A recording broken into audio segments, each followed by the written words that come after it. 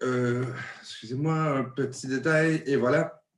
Donc, pour ce qui est de, lorsqu'il s'agit d'étudier la défiance, eh bien, il faut toujours s'intéresser à quelque chose en particulier. Eh bien, c'est la fameuse définition de qu'est-ce que, oh, excusez-moi, on va regarder ça ici. Je vais déplacer quelques petites images. Excusez-moi, on a toujours un petit délai épinglé. On va juste mettre mon point. Et voilà. C'est-à-dire qu'il faut s'intéresser à quelques postulats de base. Hein? C'est-à-dire que souvent, quand on parle de contrôle social, on a un peu l'impression que c'est quelque chose de négatif, de profondément coercitif, qui nous empêche, en quelque part, d'être la personne que nous souhaitons véritablement être dans nos vies quotidiennes. Mais on voit un peu qu'il y a quand même quelques postulats de base auxquels il faut s'intéresser. C'est-à-dire que, ben, minimalement, la vie en société exige un minimum de conformité. Hein, c'est-à-dire que cette conformité-là va permettre la cohésion sociale, hein, également va nous permettre d'avoir une certaine prévisibilité du comportement des autres. C'est parce qu'il y a un minimum de, de conformité sociale que l'on sait à peu près la manière par laquelle les autres vont agir. Vous savez, par exemple, lors d'une interaction, que ben, si vous saluez quelqu'un, il ne va pas penser que vous l'insultez, que si vous croisez quelqu'un et vous lui serrez la main, il ne va pas considérer que c'est une menace. Donc, on a un ensemble d'éléments comme ça, si on veut, qui fait en sorte qu'il faut un minimum de conformité. Hein, cette conformité-là est obtenue par quoi? Ben, par la socialisation. Hein, c'est qu'à l'intérieur d'une société, on est socialisé en fonction d'un ensemble de valeurs, de normes qu'on a un peu vu sur le cours sur la culture. Eh bien, c'est un ensemble d'éléments-là qui fait en sorte que l'on puisse communiquer, hein, qu'on puisse justement vivre en société. Il faut un minimum de conformité. Donc, on retient l'idée un peu que souvent quand on parle de contrôle social, on a surtout l'aspect négatif, mais il y a quand même minimalement l'aspect positif, hein, également, qui est associé au contrôle social. Ne serait-ce que la vie en collectivité. Hein. J'imagine que vous avez vivez en maison ou en appartement, mais vous vous attendez à ce que, par exemple, vos voisins ne crient pas en permanence en pleine nuit. Vous vous attendez également à ce que les gens agissent selon ce qu'on nomme la décence hein, lors des interactions sociales. Bien, évidemment, c'est un prérequis à la vie en société. Hop. Mais qu'est-ce qu'on va voir un petit peu quand même qui va il va nous occuper pour le cours, c'est qu'on va se rendre compte que ben, la normalité ne va pas de soi non plus. Hein. Ce qui est défini comme étant la normalité varie énormément selon les cultures, selon les époques, selon les contextes et selon les groupes, mais qu'en général, hein, le contrôle social, comment fonctionne? C'est-à-dire que le groupe va définir ce qu'est la normalité et va tenter de faire respecter cette définition-là de la normalité par les mécanismes de contrôle social. On voit un peu que ben, ce qui, justement, est considéré comme une infraction à la normalité va susciter des réactions chez les membres du groupe et qui vont amener, justement, la nécessité d'une intervention. Hein, donc, j'imagine que si je vous amène des questions, par exemple, qu'est-ce que vous pensez, par exemple, des cas de meurtre, des cas de pédophilie, par exemple. Hein? Si je commence à faire ici l'apologie de la pédophilie, j'imagine que vous allez dire, ben c'est absolument intolérable, qu'est-ce qu'il dit, mais ça n'a pas de sens, vous allez avoir de fortes réactions. Vous allez dire, mais il me semble que le type en face de nous, il est particulièrement louche, on va en parler un peu à notre entourage, on va parler à ses patrons, peut-être, pour qu'il y ait des répercussions.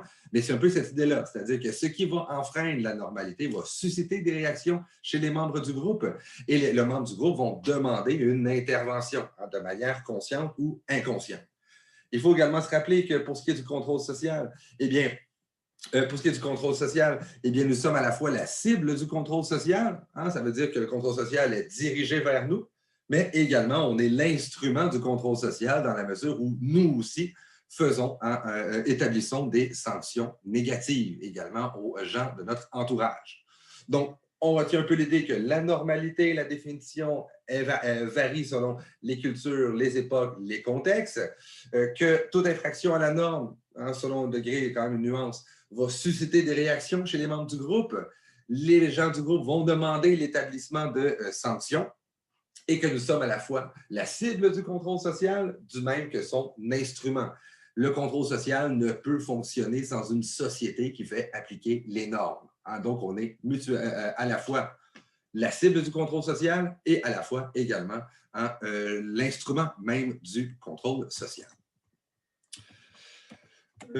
Hop, donc c'est un peu cette idée-là, hein, cette normalité. Ben, on voit un peu que on peut avoir une certaine définition. Hein. Qu'est-ce que c'est? c'est les ensembles de manières d'être, d'agir et de ressentir qui est conforme aux normes formelles, c'est-à-dire qui sont légales et qui sont considérées comme étant légitimes par un groupe et qui est largement répandu à l'intérieur de ce groupe-ci. C'est simplement l'idée que même si c'était absolument légal et légitime de porter un masque avant la pandémie, vous convenez très bien que vous étiez particulièrement étonné de voir des gens porter des masques avant même la COVID-19. Et aujourd'hui, ben, si vous allez dans un commerce et que les gens ne portent pas le masque, j'imagine que certains d'entre vous ont une forte réaction de dire c'est absolument intolérable, c'est pas normal qu'une personne agisse de cette manière-ci. Donc, on voit un peu que ce qui était absolument anormal il y a seulement un an, aujourd'hui est considéré comme étant absolument normal. C'est-à-dire, par exemple, le port du masque, le fait de se laver les mains à l'intérieur également des établissements. Et moi-même, je me suis surpris à avoir des drôles de réactions. Je ne veux pas invectiver les gens, là, je ne suis pas si hostile que ça. Mais par exemple, je vais prendre dans l'épicerie, puis je vois quelqu'un porter son masque en dessous de son nez. Là, je me cachais en même temps, on n'entendait pas très bien. Donc, en dessous de son nez comme ça m'agace. Ça vient comme me chercher viscéralement. C'est comme, c'est pas normal. Qu'est-ce que tu fais? J'ai le goût de dire que tu es un tout croche, ça n'a pas de sens, qu'est-ce que tu fais? Bien, voyez-vous un peu comment cette idée-là de la normalité, c'est viscéral. On a le goût d'intervenir. On a le goût de dire à la personne, ce n'est pas correct ce que tu fais. De la même manière, par exemple, lorsqu'on est en file d'attente, il y a quelqu'un qui passe devant vous, ça nous dérange particulièrement. Hein? Mais même cette idée-là de file d'attente ben, varie encore une fois énormément d'une société à l'autre. Hein? J'ai fait un voyage en Thaïlande il y a 2 ans parce que je suis quelqu'un de très sophistiqué et qui avait également de l'argent à brûler. Eh bien, donc je suis allé en Thaïlande et j'ai cette partie-là un peu, c'est très nord-américain hein? Et ben, occidental en général, là, cette idée-là de faire des files d'attente. Hein? Si vous... je vais dire une blague, bon. En gros, si vous cherchez un blanc dans une foule, faites une file d'attente, ça ne sera pas long qu'ils vont se mettre un à la suite de l'autre. Hein? Il y a quelque chose de viscéral chez nous, une file d'attente, on a 3 personnes qui se mettent en ligne, on va se mettre en file indienne. Hein? C'est quand même assez rigolo. Pour nous, ça va de soi, c'est normal d'agir ainsi. Donc, j'étais en Thaïlande et donc, il y avait d'autres occidentaux, qui ont fait l'espèce de file d'attente pour embarquer dans un petit bateau qui allait nous amener vers un autre endroit paradisiaque, mais néanmoins parsemé de déchets. Hein, parce que ça, c'est les côtés qu'on ne met pas des voyages paradisiaques, il y a des déchets partout. Passons ce détail. Donc, je suis en file d'attente et il y a quelqu'un qui me coupe, mais tu sais, comment dire ça? Il se met littéralement devant moi, puis ça ne dérangeait absolument pas, puis j'aimais vraiment comme viscéralement touché. Puis j'ai dit, mais voyons, ça n'a pas de sens. Mais toi en arrière, j'étais là, c'est quoi ça? Puis là, je me dis, voyons, je suis en train de sortir de moi, je suis en voyage en Thaïlande dans une file d'attente pour un bateau. Je veux dire, c'est pas le débarquement de Normandie, là. Je veux dire, ça va, je peux attendre un petit peu. Mais ça m'a quand même énormément touché. Hein? Là, qu'est-ce que j'ai fait? Étant donné que j'ai été passif-agressif, j'ai fait de l'attitude pendant le trajet en bateau. Mais quand même, cette idée-là que cette personne-là venait du Pakistan, je crois. Puis le Pakistan, ben, c'est pas un pays qui, la file d'attente, ça fait sens. Pour eux, c'est particulièrement drôle de voir des gens, quand ils sont un à de l'autre, 2 personnes, ben, on va se mettre en file. Qu'est-ce que tu fais? Qu'est-ce que tu fais au juste? Pourquoi tu ne fais pas juste rentrer dans le transport en commun quelconque? La même chose également ben, en Chine, la même chose aussi, ben, faire la file d'attente pour rentrer à une ligne d'autobus, ça n'a absolument aucun sens. Hein? C'est-à-dire que ben, l'autobus arrive, ben, tout le monde rentre dans l'autobus en même temps. Puis ça marche quand même. Il n'y a pas de révolution, il n'y a pas de chaos social. Hein? Je veux dire, ça fonctionne. Mais il y a cette idée-là que pour nous, c'est absolument anormal. Hein? Donc, cette normalité-là, c'est un peu l'idée que ce qu'on nous, on considère comme étant absolument normal, absolument légitime, puis on l'a tellement bien intériorisé qu'on pense que ça va de soi d'agir ainsi, hein, cette boussole interne-là qu'on va intérioriser, mais ça va varier en fonction de 3 éléments. C'est une question d'évolution, c'est une question de contexte et c'est une question également de groupe d'appartenance.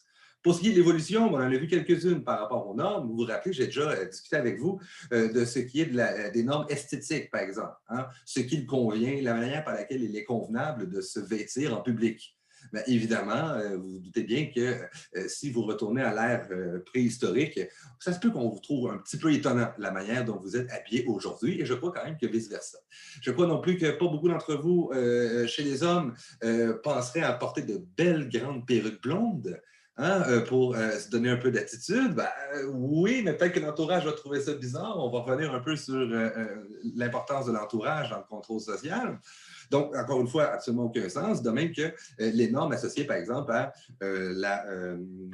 j'ai salubrité dans la tête, là, mais cette idée-là un peu de combien de douches par semaine doit-on prendre? À une à chaque jour et tout ça. Ben, j'avais déjà un peu évoqué, Louis XIV, qui n'était quand même pas un itinérant, prenait environ 2 bains par année. Hein, c'était absolument normal et légitime. Évidemment, ça se parfumait à n'en plus finir. Mais imaginez quand même à Versailles comment ça devait sentir fort si on veut que l'ensemble des courtisans qui ne prenaient pas de douche, mais qui néanmoins se parfumaient. Sachez également qu'à Versailles, il n'y avait pas de toilette et qu'on faisait ses petits besoins derrière les rideaux ou à côté des escaliers, hein, ce qui est encore une fois fort sympathique. Donc, la norme, c'est vraiment une question d'évolution, ça va varier hein, d'une époque à l'autre. On a évoqué également au dernier cours par rapport au mariage. Ben, avant, par exemple, on se mariait, bon, on ne choisissait pas qui on allait se marier. Ce n'était pas une question qui se posait. C'est assez récent dans l'histoire de l'humanité. Je pense qu'aujourd'hui, personne accepterait de se faire imposer un mariage. Hein. Ça serait, ben, voyons, non, c'est pas franchement. À l'époque, c'est pas que peut-être que certaines personnes le voyaient comme une forme de violence, mais la majorité considérait que ça allait de soi d'agir ainsi. Et également, on se mariait beaucoup plus jeune. Hein, sachez que Samuel de Champlain s'est marié avec Hélène Boulay alors que celle-ci avait uniquement 12 ans. Hein, donc, on voit un peu comment ça peut être sympathique lorsqu'on retourne dans le passé. Donc, une question d'évolution, c'est-à-dire que ça change avec le temps. Et quand je dis évolution, ça ne veut pas dire qu'aujourd'hui c'est mieux, hein, c'est vraiment seulement l'idée qu'une question de transformation des sociétés. Hein, donc, on retient un peu cette idée-là. Question d'évolution également, je pense que la COVID nous a donné un ensemble d'exemples qui nous paraissent particulièrement étonnants et aujourd'hui tout à fait légitimes comme manière d'agir. Eh bien, ne serait-ce que, bon, justement, se mettre du produit dans les mains et tout ça, et que de tousser commence à devenir particulièrement suspect hein, au point de vue de l'entourage. Et même que, bref, vous voyez un peu l'idée, je pense que la COVID nous a quand même amené beaucoup d'éléments de normalité qui me semblent absolument étonnants. Hein, moi, faire des cours à distance, jamais j'aurais pensé ça de ma vie. Hein, mais aujourd'hui, on considère que c'est normal, pas agréable peut-être, mais absolument normal de se présenter devant la classe à 18h15 chaque lundi. Hein, absolument. Question de contexte également, donc question d'évolution, question de contexte également, mais il y a des contextes particuliers qui vont faire en sorte que c'est absolument normal d'agir d'une certaine manière hein, versus dans un autre contexte. Vous connaissez ce qu'est, parce que je trouve que c'est assez cliché, hein, un club de nudistes. Eh bien, si vous vous retrouvez habillé dans un club de nudistes, ça se peut qu'on vous regarde particulièrement croche et peut-être même que vous soyez expulsé hein, de ce groupe-là. Mais en même temps, j'imagine que vous savez très bien que si vous vous promenez nu sur la rue principale de votre village, il y a des bonnes chances que vous soyez particulièrement dans le trouble. La même chose également pour ce qui est des sports, hein, qui peut être la même chose. Moi, un truc qui m'étonne, par exemple, au hockey, ben, est-ce que je joue au hockey? Au hockey, tu peux tabasser quelqu'un sans merci sur une patinoire, tu vas avoir 5 minutes de punition. Si tu fais la même chose dans la vie quotidienne, tu te retrouves en prison pour quelques années. Encore une fois, toujours une question de contexte pour ce qui est de la normalité. Question également de groupe d'appartenance. Ben, c'est un peu la normalité hein, qu'on va intérioriser pas mal la même version de normalité, mais sur les groupes d'appartenance, ça peut complètement changer. Vous l'avez vu dans le documentaire sur les prisons. Si on est un prisonnier versus si on est un gardien, on n'a pas la même définition de ce qu'est une manière convenable de se conduire comme détenu. Les uns et les autres ne sont pas plus fous que les autres. C'est simplement l'idée que selon notre groupe d'appartenance, on va agir d'une autre manière. S'il est absolument légitime et nécessaire pour les gardiens que les prisonniers, excusez-moi, dénoncent les délits hein, dont ils sont témoins, pour un détenu, vous savez très bien, après le documentaire, que ça peut causer énormément de problèmes pour cette personne-là. Parce que, selon les groupes d'appartenance, on a une version de la normalité qui change absolument totalement. Et même dans les petites choses que vous avez peut-être remarquées hein, dans votre vie quotidienne, par exemple, moi j'ai un gros problème dans ma vie. Quand je recevais des gens à la maison, ben, ça dépend également de qui je reçois. Hein. On a parlé un peu du capital culturel la semaine passée. Bien, capital culturel, eh bien, moi, j'ai deux groupes d'amis dans ma vie, j'imagine. Oui, voilà. J'ai un groupe capital culturel, socialement plus valorisé, sont allés à l'université, ils écoutent des films allemands sous-titrés en polonais, ils vont manger des mets sophistiqués, ils boivent des bières uniquement de microbrasserie. Puis j'ai mon autre gang, un peu DEP, un goût de construction un peu mécanique, et qui habituellement apprécie particulièrement la grosse Labatt 50, la Black Label, les hot dogs et les hamburgers. Mais évidemment, c'est toujours cette idée-là, c'est-à-dire que quand je reçois ces personnes-là, je suis toujours un peu mêlé. Je ne suis pas mêlé parce que je sais bien, mais je pourrais être mêlé, c'est-à-dire que qu'est-ce que je dois servir comme dîner? Qu'est-ce qu'il est considéré comme étant normal de servir comme dîner? Mais ça va, encore une fois, dépendre du groupe d'appartenance qui est en face de moi. Si je servais uniquement par exemple, si je me rendais dans mon groupe très sophistiqué, j'aurais déjà fait le truc, hein, un moment donné, ce que j'avais fait, je buvais de la... parce qu'on est toujours en plusieurs groupes d'appartenance, c'est un peu un hybride de tout ça, là, mais je leur ai servi à mon groupe un peu plus sophistiqué, du riz instantané en Uncle Ben's avec d'autres choses, et également, je buvais de la grosse Labatt 50 de mémoire. Puis les autres, ils trouvaient ça drôle. C'est comme, mais voyons, c'est du riz. Puis là, une des filles-là, elle dit, moi, je mange juste du riz, du riz basmati. Puis j'étais là, OK, mais moi, je te sers du riz Uncle Ben's. Là, ça va être ça. Également, je veux ma bière et trouver ça drôle. Comment? C'est drôle, tu vois, la Labatt 50, tu n'as pas une triple IPA brassée par des moines au nord du Québec. Eh bien, c'est encore le même truc. Cette définition de la normalité varie énormément selon les groupes d'appartenance. Donc, on retient que la normalité change en fonction de l'évolution des sociétés, change également selon les contextes dans lesquels on est positionné et également en fonction de nos différents groupes d'appartenance. Donc, trois vraiment grandes façons que la normalité va varier à l'intérieur d'une même société. Donc, on retient un peu l'idée que la normalité, il n'y a pas quelque chose comme étant la normalité et que c'est fondé, c'est, disons, coulé dans le béton. C'est véritablement une réalité qui est mouvante, qui est notamment changeante.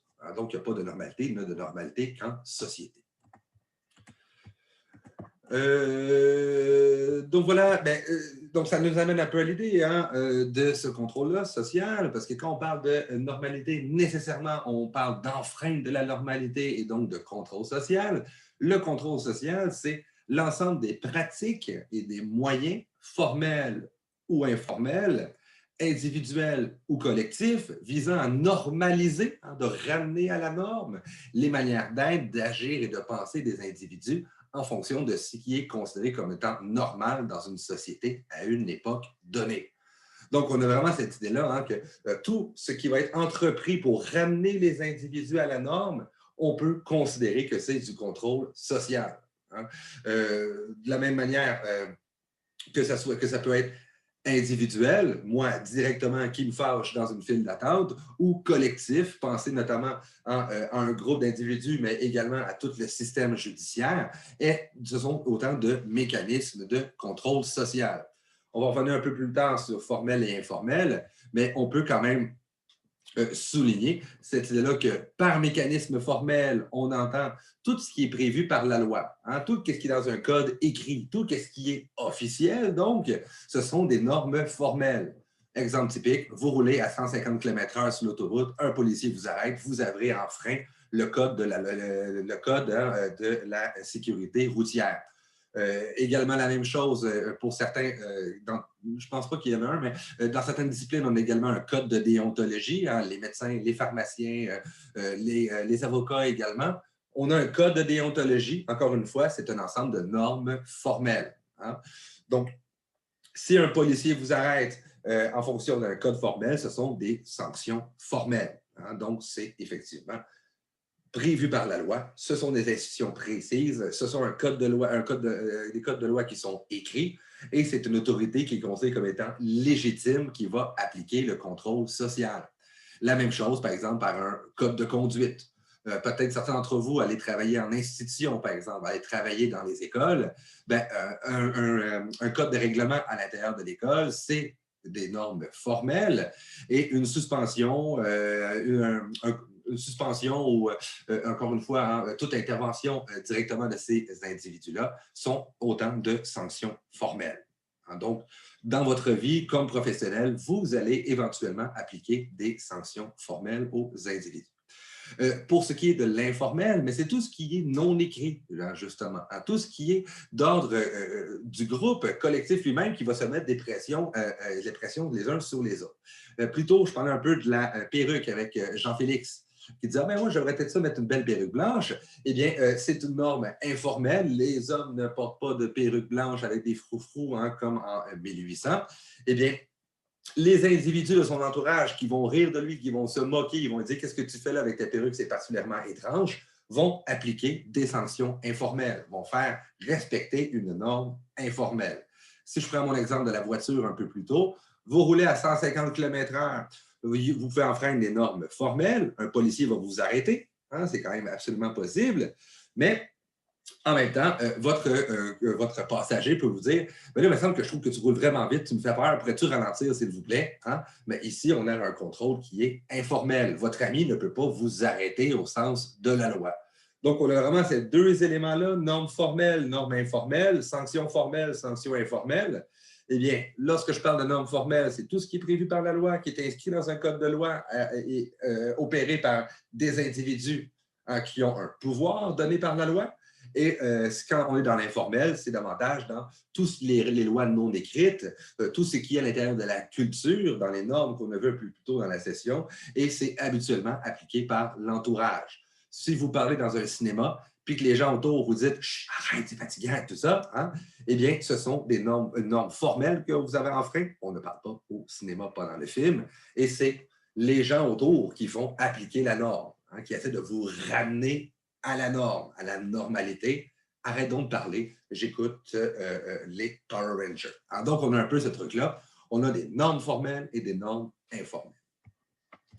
Pour donc ce qui est du contrôle social, eh bien, je l'ai un peu évoqué, hein, c'est-à-dire que comment ça fonctionne concrètement? Eh bien, ça va procéder par deux choses, par jugement et par sanction. D'une part, il va y avoir un écart à la norme qui va être constaté par les membres du groupe, qui va susciter une réaction hein, de la part de ce groupe-là. Et ça va être des réactions essentiellement négatives, hein, qu'il y a une transgression par rapport à la norme. Ça va enclencher un mécanisme hein, de sanction. Essentiellement, à quoi servent ces sanctions sociales-là? Eh bien, vont servir à deux choses. Évidemment, normaliser les conduites du contrevenant, mais également un élément auquel on pense moins, réitérer la norme aux autres membres qui sont conformes du groupe. C'est pour ça que, par exemple, on s'assure que des normes qui ont été enfreintes soient également sanctionnées. Pourquoi? Parce que les autres membres du groupe vont arrêter de respecter la norme si cette norme-là n'est pas, dans le fond, si on ne sanctionne pas les mauvais comportements. J'imagine que vous avez il y a des gens ici dans la classe qui ont des enfants, peut-être même qui ont deux enfants. Que se passe-t-il si un de vos enfants agit d'une manière non conforme et que vous ne l'avertissez pas, hein, qu'il n'y a pas une sanction quelconque? Qu'est-ce que l'autre enfant à côté va dire? Qu'est-ce que l'autre enfant va commencer à faire à côté? Bien, il va se dire pourquoi moi je respecterai la norme à quelque part s'il n'y a pas de sanction. Mais c'est un peu la même affaire dans les grands groupes. Les normes sont évidemment utilisées, les sanctions également utilisées pour normaliser les conduites des individus, mais également pour rappeler la norme aux autres membres du groupe. Quand quelqu'un, dans une file d'attente, hein, quelqu'un qui pense à essayer de couper devant, puis que le groupe dit ben là, hey, qu'est-ce que tu fais? Va-t'en en arrière, va-t'en en arrière. Ça rassure les autres membres du groupe. Hein? Voyez-vous, la norme a été réitérée. Nous respectons les normes. Hein? On voit que ceux qui ont sanctionné l'individu, ben, à quelque part, ils se font rappeler la norme et que c'est absolument normal d'agir ainsi. Et c'est pour ça, quelque part, qu'on peut se poser la question, hein, le fait qu'on envoie des individus en prison, on sait très bien que la prison ne fonctionne pas comme institution, hein, que c'est vraiment une logique de porte tournante, c'est-à-dire qu'autant que la personne rentre, plus souvent elle va ressortir et elle va re-rentrer, c'est vraiment un tourniquet, la prison. Eh bien, à quelque part, les grands sociologues se sont posé la question, est-ce que la prison existe essentiellement pour les gens conformes? Est-ce que la prison existe essentiellement pour rappeler aux individus ordinaires qu'il n'est pas légitime d'agir ainsi plutôt que d'agir d'une autre manière?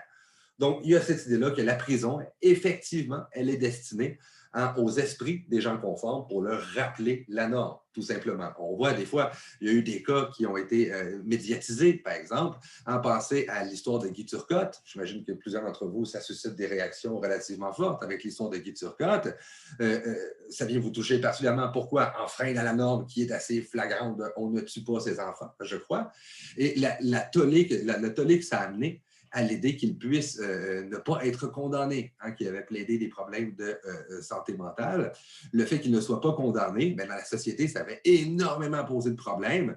Mais pourquoi? Parce que les peines de prison, hein, les peines d'emprisonnement sont également destinées à la population qui est conforme. Hein. Dans le fond, on leur rappelle la norme en lui disant ce n'est pas correct d'agir ainsi. Donc, ce n'est pas uniquement destiné à la personne qui enfreint la norme. Donc voilà. Comme je dis un peu, ben, contrôle social. Ben, deux grands types de contrôle social. Donc, le interne et externe. Celui auquel on pense plus spontanément, c'est le externe. Mais il ne faut pas oublier le interne également. C'est quoi le contrôle social interne? Ben, on a été bien socialisé. On a acquis cette boussole interne-là. Eh bien, dans le fond, c'est que c'est assez fort la socialisation, l'intériorisation du social pour qu'on agisse de manière conforme à peu près en permanence. Et le contrôle social interne est particulièrement fort. Ça veut dire que quand on agit de manière non conforme et qu'on ne sait pas correct la manière par laquelle on a agi, on peut ressentir de la honte et de la culpabilité, ce qui est un mécanisme génial de contrôle social. Se faire honte à soi-même, se sentir coupable, bien, on est à quelque part notre propre censeur. C'est donc le contrôle social interne. Contrôle social externe, c'est celui auquel on pense le plus spontanément.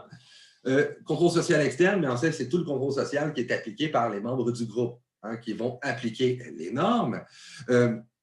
Ça va passer par l'entremise de sanctions positives ou négatives. On pense plus souvent aux négatives, hein?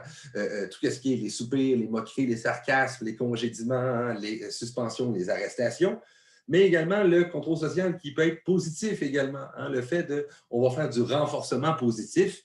Par exemple, si vous me tenez la porte après que j'aille passer derrière vous, bien, je vais vous sourire ou des choses comme ça. Le mécanisme de contrôle social peut également être positif. Mais retenons essentiellement le mécanisme de les fameuses sanctions négatives. Les sanctions négatives, c'est vraiment ce par quoi fonctionne le contrôle social.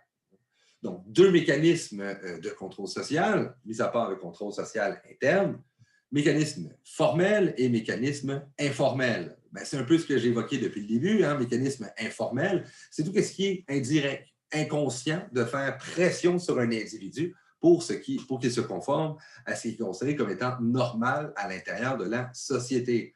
La plupart du temps, ben, c'est le mécanisme de contrôle social informel dans nos interactions. Hein? Dès que nous sommes dans des situations particulières et qu'on, par exemple, on se promène dans la rue puis qu'on voit que des gens commencent à rire de nous, des chats, puis commencent à avoir des commentaires négatifs, on se dit, oh, ben, j'ai peut-être mal agi à quelque part. Mais ce sont des mécanismes de contrôle social informel. Hein? Par exemple, tout ce que souvent, c'est les jeunes, hein, qui vivent ça, par exemple, à l'école primaire et secondaire, ben, ils vont avoir fort tendance à se faire conformer, hein, à ce qui est considéré comme normal à l'intérieur du groupe par les mécanismes de contrôle social informel, hein, les soupirs, les moqueries. Dans le documentaire qu'on avait vu sur la prison, mais c'était tous des commentaires négatifs, par exemple, que Thomas Biggs, hein, celui qui avait été stigmatisé, hein, par les autres détenus, ben, il y avait des mécanismes de contrôle social informel. Hein, par exemple, faire rire de soi, soupirer quand il passe, les sarcasmes, les commentaires négatifs et même de se faire tabasser, hein, qui est quand même un mécanisme de contrôle social informel également, ben, souvent va fonctionner de cette manière-là. Mécanisme contrôle social formel, eh bien, c'est un peu ce que j'ai un peu évoqué. Hein, c'est tout ce qui est écrit dans la loi, les règlements, les codes de conduite, hein, qui va faire en sorte qu'on va être ramené à la norme. Hein, pensez notamment à si vous enfreignez un code de loi, par exemple, de votre profession, vous pouvez être congédié, vous pouvez également être suspendu, hein, par exemple, et également vous faire arrêter. Donc, deux grands mécanismes de contrôle social externe, mécanismes informels et mécanismes formels. On se rappelle, pour ce qui est de la prison, les mécanismes informels, c'était ce que les gardiens, hein, pouvaient déployer comme mécanisme envers les détenus, hein, pour les mécanismes formels, et informels, c'était les détenus entre eux, ce qu'ils faisaient comme mécanisme de contrôle social.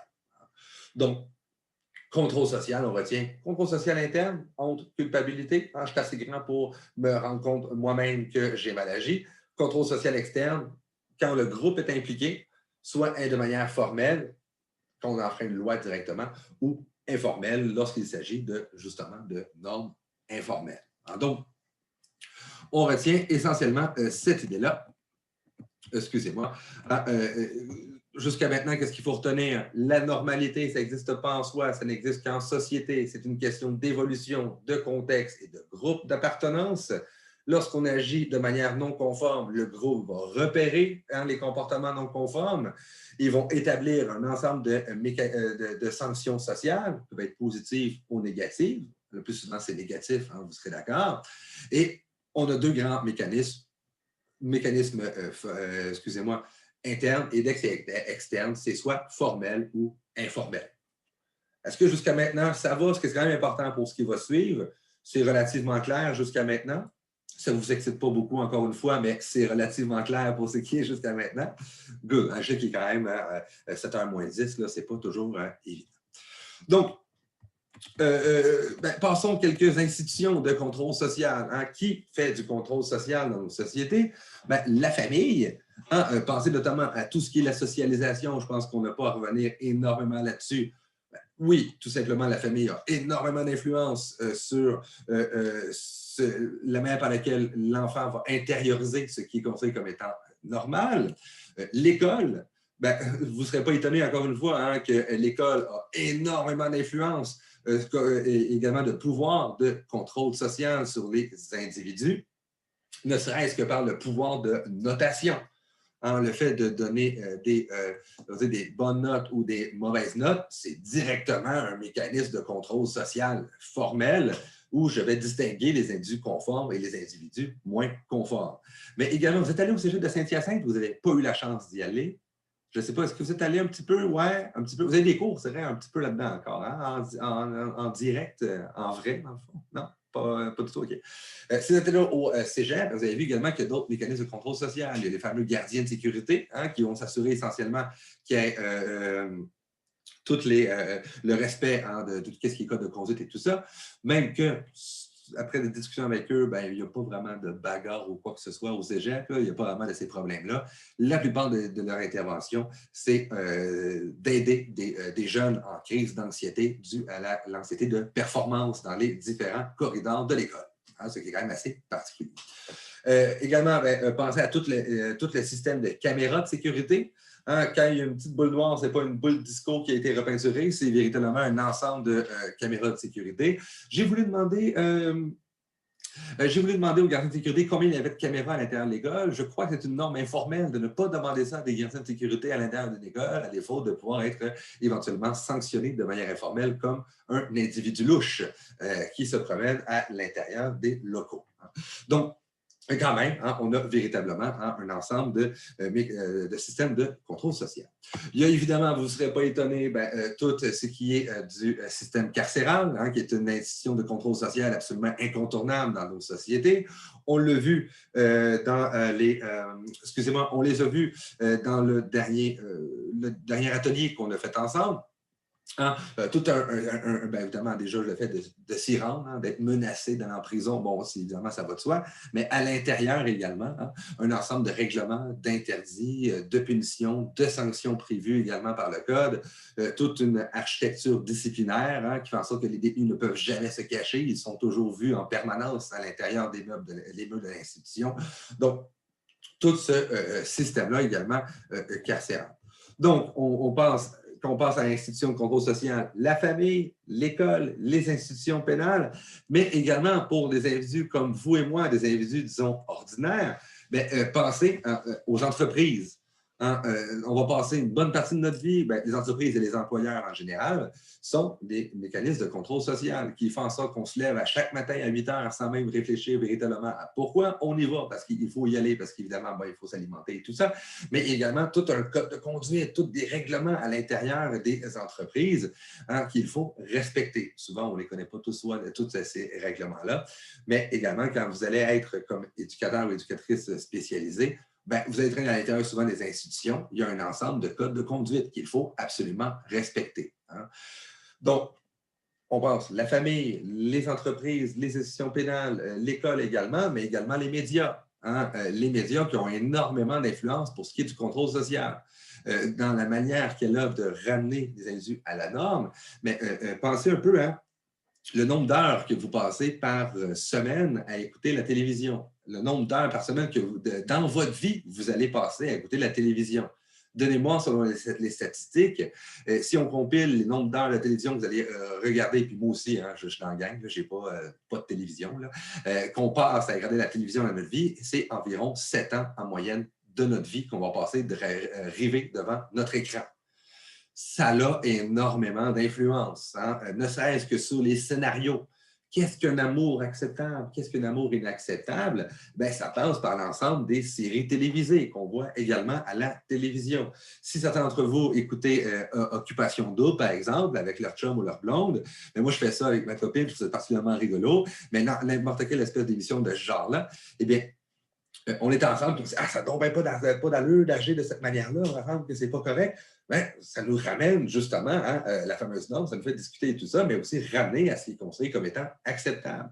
Donc, pensez à l'ensemble des séries télévisées qui vous ramènent, par exemple, sur qu'est-ce qu'une relation normale et ordinaire, qu'est-ce qu'également des choses, des objectifs de vie qui sont considérés comme étant légitimes, également qu'on a à l'intérieur des séries télévisées. Pour ce qui est de l'habillement, même des manières d'agir, on a un ensemble d'éléments qui vient véritablement des médias au sens large. Pensez également à tout ce qui est Instagram pour les plus jeunes ou pour les plus branchés d'entre vous, a également énormément d'influence à ce niveau-là. On voit comme ça des expressions se promener et apparaître à l'intérieur d'une société. On voit également les anglicismes qui sont souvent les mêmes anglicismes qui sont amenés par un groupe de jeunes qui trivent sur des Instagrammeurs et tout ça. Ça a énormément d'influence sur nos existences. Donc, les institutions de contrôle social, c'est véritablement souvent ce qu'on va confronter la famille, l'école et l'entreprise. Mais il ne faut pas non plus négliger les médias qui ont une énorme influence. Penser à tout ce qui est les luttes contre tous les problèmes, par exemple, l'acceptation, l'acceptation, mettons, de tout ce qui est le mouvement body positive, tout le mouvement d'acceptation de la diversité corporelle. Ben, Instagram et compagnie ont été quand même pointés du doigt pour ramener des images absolument irréalistes aux jeunes filles. Ça a été vraiment pointé du doigt à ce niveau-là. On l'avait vu également dans le cours sur la socialisation genrée. Par exemple, j'avais parlé de Barbie. Ça vous dit quelque chose? Pour ceux qui étaient restés, peut-être Barbie, que Barbie, physiquement, elle ne peut pas survivre. Pour ceux qui n'étaient pas là, pensez-y, Barbie, elle a un plus petit ventre que sa tête. Regardez votre tête, regardez votre ventre, ça ne fonctionne absolument pas. On est confronté à ces modèles-là, nécessairement, ça a énormément d'influence à ce niveau-là. Je pense que Jean-Félix vient de vérifier. Je pense que ta tête, ton ventre est un peu plus gros que ta tête, j'imagine. Moi, il y a au moins 3 têtes dans mon ventre, de ça, c'est un autre. Donc, vraiment des institutions de contrôle social auxquelles on est confronté au quotidien. Qu'est-ce qu'on peut constater aujourd'hui? Le contrôle social est plus formel qu'auparavant, c'est-à-dire que tout ce qui fonctionnait véritablement comme mécanisme informel fonctionne de moins en moins. C'est-à-dire que par l'urbanisation croissante de nos sociétés, c'est-à-dire qu'on ne vit plus dans des petits villages pour la plupart d'entre nous, donc on ne vit plus des petits villages de 150 personnes où est-ce qu'on sait tout qu'est-ce que les autres font et tout ça. On est laissé beaucoup libre, si on veut, beaucoup plus libre qu'auparavant.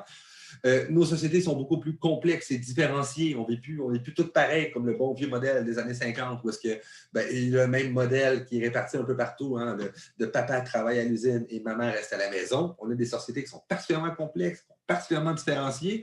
Et bien, le contrôle social informel tel qu'il était auparavant a perdu beaucoup de son efficacité. On voit de plus en plus que c'est des institutions qui sont spécialisées, qui s'occupent du contrôle social, la criminologie, nécessairement, la psychologie, pensez au DSM, le livre diagnostic de santé mentale, qui après ça des faits de non-conformité, et également la médecine, qui s'occupe énormément de ce qui est quand même considéré comme une forme de contrôle social. Il est également beaucoup plus diffus qu'auparavant. Qu'est-ce qu'on veut dire? C'est qu'on est véritablement dans une ère de développement de technologie de l'information. C'est-à-dire que de plus en plus du contrôle social ne s'exerce pas directement par des individus, mais de manière grâce aux fameuses techniques de vidéosurveillance. J'ai laissé un peu certaines statistiques de côté, mais De mémoire, il y a, j'ai quand même oublié, j'étais un peu déçu, mais il y a environ 1200 caméras à peu près dans le Grand Montréal de surveillance. Il y a à peu près, je crois, de mémoire, 250 caméras à l'intérieur des métros. Donc, ce n'est pas directement les gardiens, c'est évidemment grâce à la technologie, en tout ce qui est vidéosurveillance, hein, qui fait en sorte que le contrôle social va véritablement s'opérer de plus en plus. On constate également que de plus en plus, en raison de la technologie, on participe à notre propre surveillance. Hein, pensez à toutes les cookies, toutes les traces que l'on laisse sur Internet, hein, sont autant d'éléments de surveillance et également de Facebook et compagnie, hein, qu'on laisse énormément de traces. De mémoire, j'ai oublié, mais il y a une manière de faire que vous puissiez savoir tout ce que Facebook sait sur vous. C'est absolument étonnant. Hein? Je peux vous montrer comment faire, j'ai oublié tout simplement, je m'excuse. Mais ça fait après pour chacun de nous, après un livre, à peu près ça d'épais. Hein? Il sait à peu près où est-ce qu'on, qu'est-ce qu'on a fait, où est-ce qu'on était, surtout avec les téléphones. Hein? Là, j'ai laissé mon bout de parano. Avec les téléphones intelligents qui nous géolocalisent en permanence, eh bien, on laisse toujours énormément de traces à ce niveau-là. Hein? Donc, transformation assez profonde hein, des mécanismes de surveillance qui sont ceux de notre société. Mais également, parce que si vous êtes en éducation spécialisée, j'imagine que certains d'entre vous vont s'intéresser à tout ce qui est délinquance urbaine hein, au sens large, on recourt énormément à l'architecture disciplinaire. Qu'est-ce que c'est que l'architecture disciplinaire?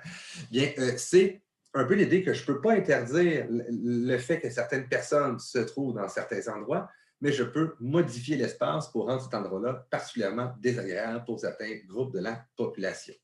Il y avait un truc, là, je ne l'ai pas mis parce que vous êtes tous plus vieux, ça ne marchera pas. Il y avait dans divers endroits, il y en avait d'ailleurs dans le métro Longueuil, c'était le Mosquito Device. En gros, ça fait quoi? Ça envoie des sons à haute fréquence qui sont essentiellement uniquement entendus par les jeunes pour essayer de faire fuir les jeunes de certains endroits publics. C'est-à-dire que vous et moi ne l'entendons pas parce qu'on est trop vieux, hein? C'est-à-dire qu'il y a un développement au point de vue de l'oreille et tout ça, mais les jeunes entendent beaucoup cet élément-là et qu'on chasse les individus à l'aide, par exemple, de ces sons-là.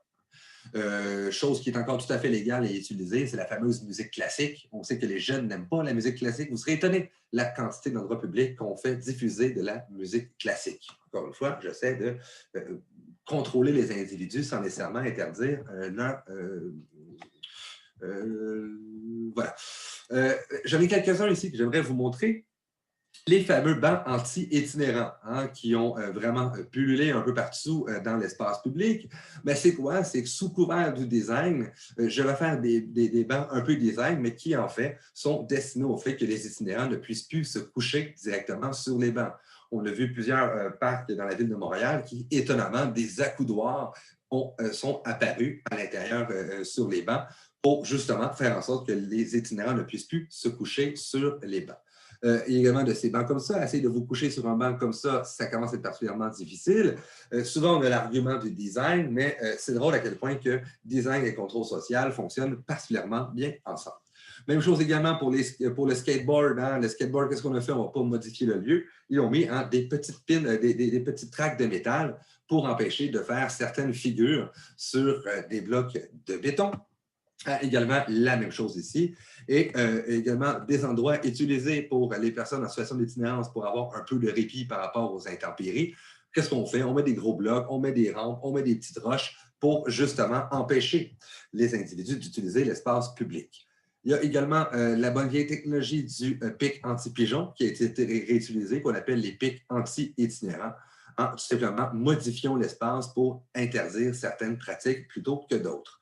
Donc, on a ici, elle, c'était dans une autoroute à Shanghai, mais ici, c'est devant le magasin Archambault à Montréal, où on avait mis des pics anti-itinérants pour empêcher les personnes itinérantes de venir se positionner sur ce type d'endroit-là. Avec également que les fameuses bouches d'aération. Donc, c'est un peu l'idée que, avec les technologies, que ça nous aide avec la réflexion sur l'architecture. Ça nous permet, comme si on veut, groupe, si on veut, de contrôle policier surtout, hein, de faire en sorte qu'on puisse chasser certaines populations. On ne peut pas interdire l'itinérance, mais on peut faire en sorte que physiquement, ça devient particulièrement difficile de pouvoir s'asseoir à des endroits quand tous les endroits commencent à avoir des fameux pics anti-itinérants où dans le métro, vous avez sûrement vu dans le métro à Montréal qu'il y a des places que ce n'est pas des bancs, en fait, mais c'est des pastilles séparées comme ça. Donc, on a vraiment les bancs comme ça, les bancs dans les espaces publics ont été profondément transformés. Et moi, vous n'allez pas aller plus loin, hein, même au cégep de Saint-Hyacinthe.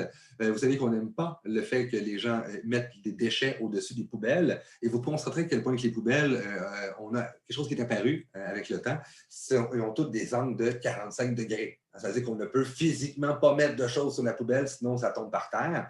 C'est une manière contemporaine qui est de plus en plus utilisée de contrôle social, modifier l'espace pour modifier la conduite des individus. Interdire l'apparition de comportements considérés comme étant non conformes par les autorités ou par les promoteurs en modifiant directement l'espace urbain. On assiste de plus en plus à ce type de choses-là à Montréal. Donc, modification de l'espace. Et également, j'ai vu d'autres choses qui est assez rigolotes hein, dans les résidences de personnes âgées. Il y a quelque chose qui se passe, encore une fois, dans l'idée de modifier l'espace. Voyez-vous, c'est un ascenseur ici, hein, un ascenseur. Ici, des portes de secours. Souvent, ce qui s'arrive avec les personnes Alzheimer, c'est qu'ils vont vouloir retourner chez elles. Hein. Ils veulent juste, je retourne à la maison, tout simplement. Donc, on utilise des trompe-l'œil hein, pour tromper l'œil, justement, hein, pour contrôler leur conduite. Le contrôle social n'est pas tout le temps négatif, comme on peut l'imaginer. Hein. Ici, on voit que c'est pour leur sécurité, hein, quelque part, mais qu'on voit qu'on modifie, encore une fois, l'espace à l'intérieur pour interdire certains comportements, pour les normaliser, ces individus-là. Il y avait également une résidence de personnes âgées qui avait mis un faux arrêt d'autobus. Hein, parce que, comme je dis, il y a comme chez les personnes... excusez-moi, Alzheimer, tu as l'idée qu'ils veulent retourner chez eux, ils se réveillent, qu'est-ce que je fais ici, je vais m'en aller chez nous. Ils sortent, ils veulent prendre l'autobus, mais évidemment, c'est un faux arrêt d'autobus, fait qu'il n'y a jamais d'autobus qui passe. Hein? Donc, au moins, ça permet que la personne ne sauve pas à l'intérieur de la ville. Donc, elle est absolument récupérée par le personnel de l'établissement dans ces endroits-là. On voit vraiment que cette modification-là du mobilier urbain, par exemple, ou le mobilier à l'intérieur des centres pour personnes âgées a énormément d'impact pour ce qui est du contrôle social. Donc, on a vu un peu le contrôle social. Bon, c'est quoi ces éléments-là? On va également s'intéresser maintenant à la déviance. Il va y avoir évidemment beaucoup de liens qui vont être faits entre normalité, contrôle social et déviance. Hein, parce que c'est en fonction de la normalité qu'un comportement est considéré comme étant déviant. Et c'est parce qu'un comportement est considéré comme étant déviant que le contrôle social existe pour les ramener à la norme. Donc, la déviance, c'est toutes les manières d'être, d'agir, de penser qui sont considérées comme étant nuisibles, répréhensibles ou inacceptables par un groupe en regard d'une définition de la normalité. Donc, c'est vraiment une transgression des règles normatives, des règles de la société. Évidemment, ce n'est pas toute infraction qui va susciter la norme. Il y a vraiment une gradation en fonction de l'infraction qui est faite. Et on va voir dans quelques instants de l'individu qui est transgresseur. On va voir un peu que le contrôle social ne va pas s'appliquer directement de la même manière à tout le monde.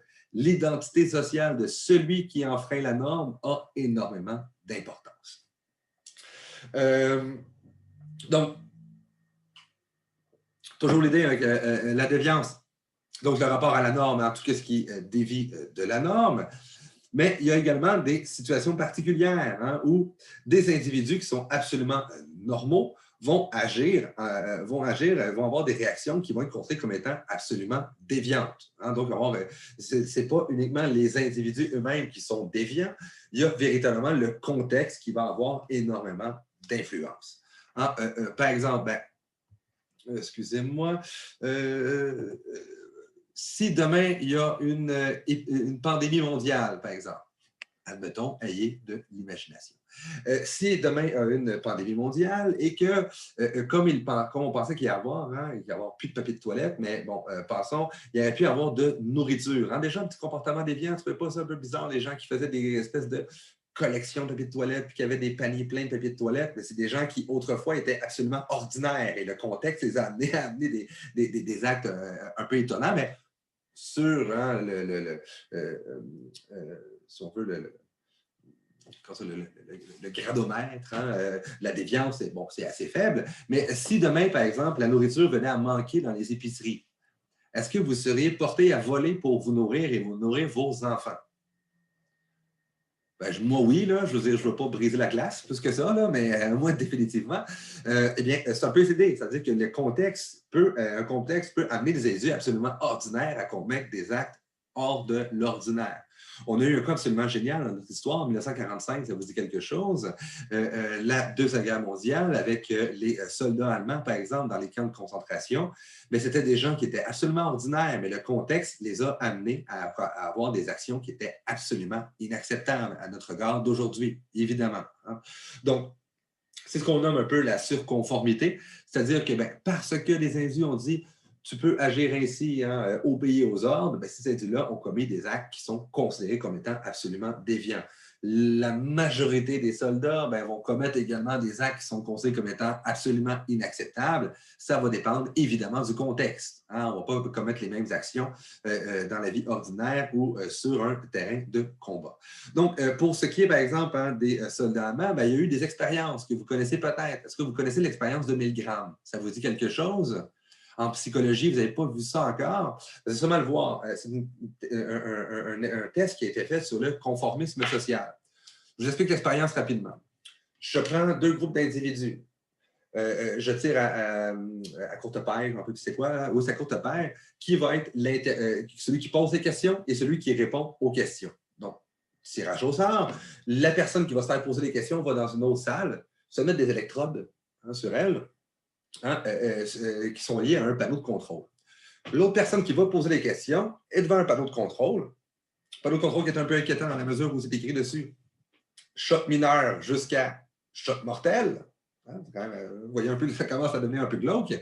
Et c'est un test sur la mémoire, à savoir un peu si, en gros, si je te donne une série de 4 mots, puis que la peur de recevoir un choc électrique si tu te trompes, est-ce que ça va aider ta mémoire? C'est un peu cette idée-là. Donc, à ce moment, on fait les tests. Qu'est-ce qu'on fait? Bien évidemment, la personne se trompe, donne un petit choc. Bzz.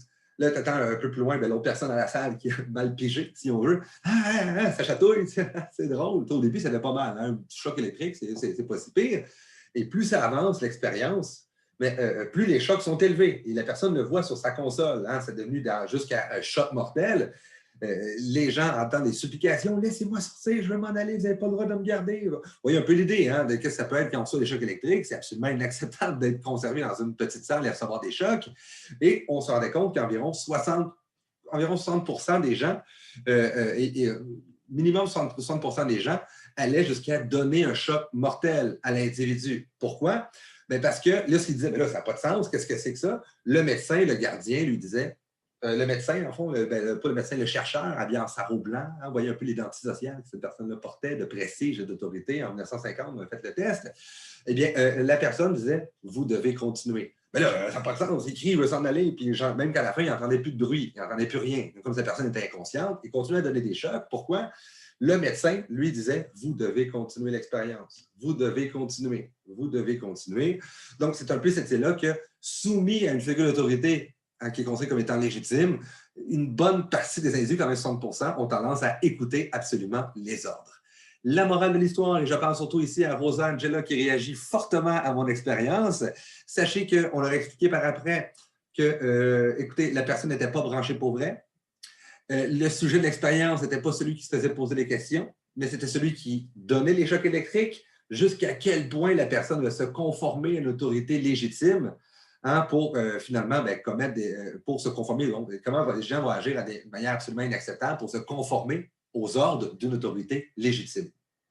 Et c'était ça l'expérience, hein, démontrer que les individus absolument ordinaires peuvent commettre des actes absolument extraordinaires en fonction des contextes. C'est une expérience de Milgram qui a été amenée à la suite, vous imaginez bien, de l'expérience nazie. La question qui se pose, est-ce que ce sont des monstres? Hein, c'était un Primo Levi, un écrivain juif qui avait été déporté à Auschwitz. Il disait la phrase suivante, nos bourreaux, hélas, n'étaient pas des monstres, c'était des gens ordinaires. C'est ça qui fait peur, justement, dans l'histoire du dernier siècle, c'est que les Allemands n'étaient pas des monstres, c'était des gens absolument ordinaires et que statistiquement, une bonne partie des gens ici, devant vous, devant le Zoom, auraient agi exactement de la même manière. C'est ce qui, justement, fait en sorte que les expériences de Milgram, on ne les fait plus aujourd'hui au point de vue éthique parce qu'il y a des bonnes petites personnes, des bonnes petites grand-mères qui arrivaient à l'expérience le matin et on les retournait chez elles en vous disant « tu es un bourreau potentiel ». Donc, on n'a plus au point de vue éthique faire souffrir les individus de cette manière-là. Une autre expérience qui est quand même assez intéressante, c'est celle de la prison de Stanford. On prend une prison, on fait une fausse prison dans le sous-sol de l'université, on sépare le groupe en deux, les détenus d'un bord et les gardiens de l'autre. Et à savoir un peu l'avoir, si je te donne un rôle social, jusqu'à quel point tu vas endosser ton rôle? En gros, si je dis que tu vas être gardien, dois-tu agir comme un gardien? Si tu es un détenu, est-ce que tu vas agir comme un détenu? Hein, c'est un peu l'idée. Eh bien, l'expérience qui devait durer 2 semaines a dû être arrêtée après 6 jours parce que les gardiens, hein, qui étaient des volontaires, là, comme vous et moi, là, des gens ordinaires, eh bien, les gardiens s'adonnaient à des gestes de barbarie envers les détenus qui étaient juste des volontaires comme vous et moi également. C'est-à-dire les faisaient dormir par terre, avaient des services également sexuels, des services physiques, faisaient de dormir à terre, pas de vêtements, privation de nourriture, tout ce qui est imaginé, et c'était des volontaires. Et également, ils étaient pires, ces individus-là, la nuit, parce qu'ils pensaient que la nuit, ils n'étaient pas filmés par les caméras de surveillance. L'expérience devait être arrêtée après 6 jours seulement, elle devait durer 2 semaines. Et ce n'est pas parce que celui qui faisait l'expérience voulait arrêter, lui, il disait qu'il voulait continuer, hein, la science pour la science, il y a des gens un peu spéciaux. C'est son assistante qui est un jour devenue sa femme. Ça, c'est un côté trouble souvent avec les chercheurs et leurs assistantes. Bref, on pourrait revenir un peu sur consentement un peu louche, mais quand même, elle a dit, mais en fait, que ça n'a pas de sens, tu dois arrêter, c'est absolument inacceptable. Il y a des sévices corporels, physiques, tout ce que tu peux imaginer. L'expérience a été arrêtée. Donc, c'est un peu l'idée hein, que la déviance n'existe pas. Elle est véritablement énormément tributaire au contexte dans lequel sont positionnés les individus. Hein, donc, on a un peu ce truc-là ici qui est particulièrement dérangeant pour ce qui est de l'étude de la déviance. Donc, la déviance, c'est un peu l'idée hein, qu'elle va varier selon le contexte, mais également les groupes d'appartenance. On avait vu, par exemple, avec les détenus, c'était l'exemple le plus flagrant, hein, qui vont commettre des actes considérés comme étant déviants, mais ça dépend véritablement du groupe auquel ils appartiennent, ces individus-là. Hein. Dans le fond, la déviance n'existe qu'en société, hein, parce que c'est uniquement en fonction des attentes des autres que notre comportement peut poser problème. Il n'y a pas de déviance quand on est tout seul sur une île déserte, sauf pour ce qui est du contrôle social interne. Donc, encore une fois, la déviance va varier, encore une fois, de qu'est-ce qui est considéré comme étant déviant, va varier énormément d'une société à l'autre. Ça va de soi. On a vu un peu plus tôt avec ça, avec la notion de la normalité. En normalité, déviance, ça va ensemble, enfreinte à la norme et de la déviance. Mais on peut s'intéresser, par exemple, à des cas particuliers. Par exemple, le cas de l'homosexualité, qui a longtemps été considéré comme un problème de santé mentale et qui est également, encore aujourd'hui, criminalisé dans plusieurs pays. Si on s'intéresse à l'homosexualité, eh bien, on voit que elle était décriminalisée uniquement en 1969 au Canada, c'est-à-dire qu'auparavant, c'était compté comme un crime, c'était illégal d'être homosexuel, on pouvait aller en prison pour ces éléments-là. Considéré comme une maladie mentale jusqu'en 1973 dans le DSM, hein, l'espèce de brique sur laquelle se fondent les psychologues pour classifier les problèmes de santé mentale. Et sachez également quelque chose de rigolo et qui nous enseigne énormément sur comment fonctionne l'étiquetage d'une maladie comme étant un problème de santé mentale. Ça a été voté. C'est-à-dire que quand on veut inclure ou enlever du DSM des problèmes de santé mentale, on passe au vote. Hein? Et il y a eu 58% des gens qui étaient pour le fait d'enlever l'homosexualité du DSM, mais il y avait quand même 37% des individus qui ont voté contre le fait qu'on l'enlève. Alors, donc, c'était un vote relativement quand même serré là, selon nos critères d'aujourd'hui. Donc, considéré comme une maladie mentale jusqu'en 1973 et jusqu'en 1990 par l'Organisation mondiale de la santé et jusqu'en 92 dans le CIM, qui est l'équivalent du DSM en France, donc uniquement en 92 qui a été déclassifié comme problème de santé mentale en France, c'est quand même particulier. Jusqu'en 1977, Citoyenneté et Immigration Canada refuse l'accès au territoire canadien à tout homosexuel déclaré. Et aujourd'hui, c'est encore considéré comme étant illégitime, c'est-à-dire enfreint les normes informelles et illégal, donc les normes formelles, dans 77 pays à travers le monde. Les sanctions, ça va de la stigmatisation jusqu'à la peine de mort dans certains pays. Hein. Donc, on voit un peu qu'il n'y a pas des choses qui sont déviantes en soi. Il y a vraiment cette idée-là que ça va dépendre selon les époques. L'homosexualité est un excellent exemple. Qui, parmi vous, pensez réellement que l'homosexualité est un problème de santé mentale ici? Bien, j'imagine pas d'entre vous. Mais j'avais fait le même sondage en 1940 avec une classe Zoom. Une classe Zoom, on repassera quand même. Bien, j'aurais eu une très grande portion de la population qui aurait dit que c'est effectivement un problème de santé mentale. Donc, on voit que l'étiquetage de ce qui est considéré comme étant de la déviance va varier énormément selon l'évolution des sociétés. J'en ai un autre également qui est particulièrement rigolo, qui a fait débat par rapport au DSM-5. Doit-on l'enlever du DSM? C'est le trouble narcissique. Trouble narcissique, qu'est-ce que c'est? Ben, c'est un mode d'inflation générale de son estime personnelle. Eh bien, c'est un peu l'idée que, pour eux, c'est-à-dire que la normalité, hein, il y avait l'idée, n'oubliez pas, il y avait l'idée qu'il faut que ça soit répandu à l'intérieur d'une société. Ce qui est répandu à l'intérieur d'une société peut être compensé comme étant normal. Par exemple, pensez à la consommation d'alcool dans les années 1930 ou la consommation de marijuana dans nos sociétés aujourd'hui. À un moment donné, ça devenait tellement grotesque d'appliquer la loi au Canada dans la mesure où il y a tellement d'individus qui consommaient du cannabis que ça devenait problématique de criminaliser ces individus-là. Hein? C'est vraiment une question, ça s'est tellement répandu comme phénomène que ça devenait relativement normal. Eh bien, c'est un peu la même chose avec le narcissisme, par exemple. Eh bien, si, par exemple, aujourd'hui, vous n'êtes pas un tant soit peu narcissique, par exemple, dans une entrevue pour avoir un emploi, vous n'aurez pas l'emploi. C'est toujours la question qu'on pose. Pourquoi est-ce que je prendrais vous plutôt qu'un autre?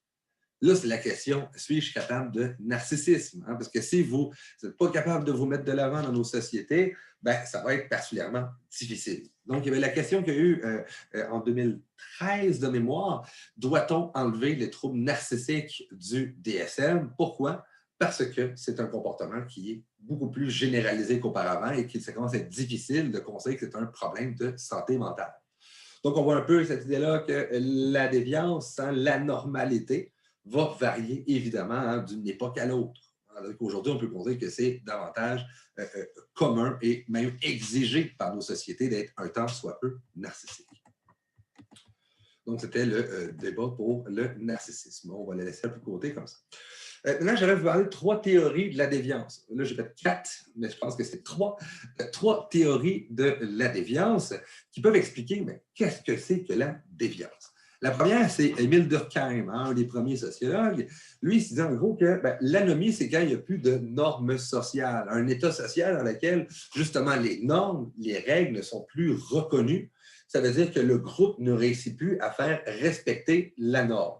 Ça arrive absolument dans les grandes crises sociales, les récessions, les guerres civiles, par exemple, vont amener des situations anomiques dans lesquelles il n'y a plus de ligne de conduite qui est reconnue et que, justement, les individus vont adopter des gestes qui sont, des comportements qui sont absolument anormaux. Hein? Par exemple, on a plusieurs situations. Hein? Ici, par exemple, bon, j'en ai mis une rigolote, une belle épidémie de morts-vivants. Hein? Pour ceux et celles qui ont écouté la série Walking Dead, je ne sais pas si certains ont déjà vu ça dans les films d'horreur, par exemple. Est-ce que les normes sociales ordinaires vont demeurer dans ce type de société-là? Absolument pas. Hein? Si un zombie vous court après, vous n'allez peut-être pas tenir la porte à la personne en vous disant « Oh, je vais t'attendre que tu passes pour y aller ». Il y a un ensemble de normes qui ont tendance à s'écrouler. Bon, c'est un côté un peu plus rigolo, mais si on s'intéresse, par exemple, aux situations où est-ce qu'il y a par exemple, des catastrophes naturelles, par exemple, où est-ce qu'il y a des grandes crises économiques, dans les guerres civiles également, ce sont un ensemble de situations où les gens absolument ordinaires vont commettre des gestes qui sont absolument anormaux, hein, qui sont considérés comme hors normes, mais c'est vraiment l'idée que la société n'a plus d'emprise hein, pour justement faire en sorte de faire respecter les normes. Hein. On a un peu ce truc-là, un peu étonnant, mais c'est un peu un genre de blague, mais le fameux c'est quoi déjà, qu'on appelle ça déjà, après Noël, les soldes après Noël, j'ai oublié complètement le nom. Boxing Day, merci Vicky. Le fameux Boxing Day, où il y a environ 2 à 3 morts aux États-Unis par année, hein, qui sont piétinés par des individus qui veulent absolument avoir la nouvelle télévision. Hein. Bon, c'est un peu rigolo ce moment-là, mais pas rigolo les décès, là, mais le fait que ça soit considéré comme une grosse période d'anomie. Mais il y a des situations sociales. On a quand même été chanceux relativement au Québec quand on était épargné par ce genre de situation-là. Mais il y a des situations qu'on a connues à travers le monde, les famines, les disettes, les guerres civiles également, qui ont amené des situations absolument anomiques où est-ce qu'on ne respectait plus les normes. Pourquoi? Les normes n'ont plus de sens, tout simplement. Hein? Le groupe ne réussit plus à faire appliquer directement les normes. Seulement, les guerres mondiales, par exemple, sont des merveilleux moments d'explication de la déviance. Là, on va revenir un peu, mais il y avait un peu cette idée-là, hein, par exemple, qu'on a vu aux États-Unis, c'est un peu cette idée-là hein, sur les situations de pillage, de déboulonnage également des statues. Qu'est-ce qu'on voit aux États-Unis? C'est qu'il y a un groupe aux États-Unis, par exemple, qui considère que les normes sociales sont essentiellement destinées à les contraindre et à les appauvrir. Ça va poser des situations où est-ce qu'ils disent la situation telle qu'on la vit est absolument inacceptable. Les normes ne devraient plus s'appliquer à nous et qu'on voit justement des situations où on a des émeutes, on a des émeutes, on a également des commerces qui ont été mis en feu et tout ça. C'est pour des revendications politiques d'une part, mais également cette idée-là que pour ce groupe-là, c'est considéré comme étant absolument légitime d'agir de cette manière-là. Rosa. Ça veut dire que s'il n'est pas en contrôle, n'existe pas de déviance? Ce n'est pas considéré comme une déviance? S'il n'est pas en contrôle, ne se considère pas comme une déviance? S'il n'y a pas de contrôle social? Oui, c'est considéré pas. C'est-à-dire que l'absence de contrôle social peut amener des situations anomiques qui vont amener des actes de déviance. OK, mais c'est considéré pareil déviance quand même qu'il n'y a pas de contrôle. Oui, mais ça va être considéré comme étant déviant par ceux de l'extérieur, mais pas par les membres du groupe qui vont commettre ces actes-là. Donc, c'est un peu l'idée, on considère que c'est absolument légitime. Et là, je ne suis pas en train de vous dire que Black Lives Matter, c'est illégitime. Hein? C'est absolument pas ça que j'essaie de souligner. Mais c'est simplement l'idée qu'il y a un groupe d'individus qui considèrent que ces normes-là, à quelque part, n'ont plus raison d'être respectées. Pour faire entendre sa voix, à quelque part, il n'est plus légitime de ne pas déboulonner des statues, de ne pas faire du pillage. Ça devient un moyen légitime de faire entendre sa voix. Hein? Donc, on a, si on veut, une situation qui est anomique, qui pourrait expliquer ce type de comportement-là. Hein? Qui serait considéré comme étant illégitime pour des gens ici de l'entourage. Autre théorie, une que j'aime particulièrement, hein, c'est la théorie de la déviance de Robert Merton sur les moyens et les buts légitimes. C'est un peu cette idée-là assez étonnante que les sociétés vont fixer des buts qui sont légitimes, mais ne vont pas donner les moyens à tout le monde de pouvoir y parvenir. Donc, on a ici les buts, on a deux axes, hein, on a des buts culturels et on a les moyens qui sont considérés comme étant légitimes. En gros, imaginons que notre société, par exemple, va mettre beaucoup d'avant l'idée de la réussir sa vie, réalisation matérielle, économique et tout ça. Donc, vont amener des buts hein, qui vont être amenés comme étant des buts ici que je vais accepter les buts de ma société.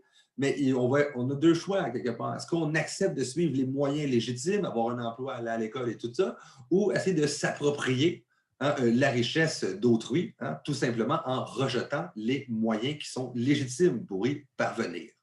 Prenons un exemple un peu classique. Il y a quelque chose d'absolument génial quand on s'intéresse, par exemple, hein, aux criminels ou même, par exemple, aux gangs de rue. Est-ce que les gangs de rue, les grands criminels, gangs de rue et tout ça, est-ce qu'ils sont, on considère souvent comme étant des déviants? Est-ce qu'ils vont à l'encontre des idéaux, des buts qui sont fixés par la société? Ne rêvent-ils pas d'avoir une famille, d'avoir une grosse maison, d'avoir des voitures, d'avoir des richesses économiques? Oui, tout à fait. Ils acceptent donc les buts fixés par la société, mais c'est les moyens pour y parvenir qui ne peuvent pas réaliser. Après ça, dans certaines sociétés, par exemple aux États-Unis, on voit que c'est structurel, hein, c'est-à-dire que les moyens légitimes sont littéralement inaccessibles pour ces individus-là, ou encore une fois, hein, pour les gens, disons, défavorisés, vont considérer que c'est absolument inacceptable pour moi de suivre les moyens légitimes dans la mesure où je veux atteindre les buts, mais les moyens me sont absolument inatteignables. C'est pour ça que Burton, lui, va diviser à peu près les groupes, à part celui-ci, hein, mais en 4 groupes à peu près les individus. Il y a ceux qui acceptent les buts culturels et acceptent les moyens institutionnels. Il va les nommer les conformistes. à la fois, j'accepte les buts de la société, on va dire les idéaux. Les idéaux de la société et les moyens légitimes pour y parvenir. Il y a ceux également, encore une fois, qui acceptent les buts de la société, mais rejettent les moyens institutionnels. Il va les nommer les innovateurs, ceux qui vont, par des moyens détournés, arriver aux fins qui sont ceux de la société. Par exemple, pensez par exemple à l'évasion fiscale, à ceux qui trichent, par exemple, dans les examens, acceptent le but culturel d'avoir des bons résultats scolaires, mais vont rejeter les moyens institutionnels pour y parvenir. Il y a également pour lui ceux qui acceptent les moyens, il y en a un peu moins quand même, les moyens institutionnels, hein, mais refusent les buts culturels, c'est ceux qui vont nommer les ritualistes. Alors ceux, par exemple, qui vont se rendre au travail à chaque jour, mais ne vont pas faire grand-chose de leur journée. Hein. Ce sont ceux qui font du présentéisme, par exemple, mais il va considérer eux que ce n'est pas des déviants nécessairement, ce sont des individus essentiellement des ritualistes. Ritualistes, pensez également à un bel exemple de ritualiste. J'accepte les moyens, mais les buts, je ne les accepte pas nécessairement ou je les comprends mal. Pensez à tous ceux qui portent des masques en dessous du nez. Hein, ça veut dire qu'ils font... Tu dis, je vais porter le masque, mais je ne comprends pas pourquoi il faut porter un masque, fait que je vais le porter de manière absolument tout croche. À ce moment-là, il serait quelque part des ritualistes. Hein? Donc, alors les gangs de rue, ben oui, tout à fait, Jean-Félix. Hein? Les membres des gangs de rue, dans ce cas-là, seraient des innovateurs, c'est-à-dire des gens qui acceptent les buts culturels de la société, mais pas les moyens légitimes pour y parvenir. Ceux qui font de la fraude, les tricheurs également, dans ce cas-ci, ce seraient des individus qui seraient des innovateurs à ce moment-là. Des individus qui ils veulent avoir des bonnes notes parce qu'ils acceptent les buts culturels, vont étudier fort, vont faire du travail à côté, hein, sont donc les conformistes. Ceux qui acceptent les moyens institutionnels, à la fois les moyens légitimes pour parvenir, mais qui n'acceptent pas les buts ou les comprennent mal, ce sont donc les ritualistes. Hein? Vous avez sûrement vu des commerces, que les propriétaires étaient des ritualistes, hein, où est-ce que vous dites, vous respectez les normes de santé publique, mais juste parce que vous voulez les respecter, mais que ça n'a absolument aucun sens. Hein? Moi, j'allais dans un couche-tard, ça me faisait rigoler, où est-ce que il faut vraiment être à 2 mètres, mais l'entrée pour aller à la caisse, puis pour sortir du magasin, il faut passer à côté de la rangée de tous ceux qui attendent à 2 mètres. Qu'est-ce que c'est que ce truc-là? Mais on est en pleine situation de ritualisme. C'est-à-dire que j'accepte les moyens, je vais mettre les consignes sanitaires et tout ça, mais je ne comprends absolument pas les buts dans ce cas-ci. Dans ce qui est quand même, j'ai sûrement vu des situations-là un peu rigolotes là, de personnes dans cette situation-là. Et enfin, hein, ceux qui font, disons, de l'évasion, ben, eux autres, tout simplement, on a un peu moins souvent, hein, ces amis qui rejettent à la fois les buts et rejettent également les moyens institutionnels pour y parvenir. Hein, ce sont évidemment ceux qui sont associés à la plus ou moins grande délinquance. Ils sont retrouvent souvent dans l'évasion. Je me remets tout simplement à côté des normes. Mais lui, il étudiait ça également pour étudier pourquoi il étudiait ça, mais c'est également pour étudier la société états-unienne qui était la sienne. C'est-à-dire que la structure sociale va fixer des buts légitimes à atteindre. Pensez l'idée d'avoir un bungalow avec une piscine creusée et un Golden Retriever. Donc, elle va fixer des buts légitimes à atteindre dans les sociétés. Toutefois, souvent les moyens vont tout simplement échapper aux individus. Et à ce moment-là, entre ce qui est possible et ce qui est souhaité, il y a vraiment, si on veut, un fossé. Et ces individus-là vont prendre tout simplement d'autres moyens pour parvenir à leur but culturel. Hein? Donc, il expliquait un peu la petite délinquance, petite criminalité, ces éléments-là, hein, toute espèce d'écart à la norme, comme étant davantage relié à ce qu'il nomme, lui, l'innovation. Becker également, autre sociologue, lui ne s'intéresse pas aux moyens, aux buts légitimes, ni aux situations sociales hein, dans lesquelles les règles ne veulent plus rien dire, mais il s'intéresse, lui, à l'étiquetage social, hein, qu'on a un peu vu d'ailleurs avec la notion de stigmate. C'est un peu l'idée que la société va créer les normes, la transgression, évidemment, va construire la déviance. Ça va de soi. Par contre, pour être vraiment considéré comme étant un déviant, on doit être étiqueté en tant que tel, c'est-à-dire être désigné par les membres du groupe comme étant un déviant. En gros, son message, c'est de dire, c'est pas uniquement le fait de transgresser une norme qui fait de nous un déviant, mais d'être considéré comme étant un déviant par les membres du groupe. Et c'est là un peu qu'on voit que l'identité sociale de la personne déviante a énormément, pas déviante, mais qui a enfreint la norme, a énormément d'influence.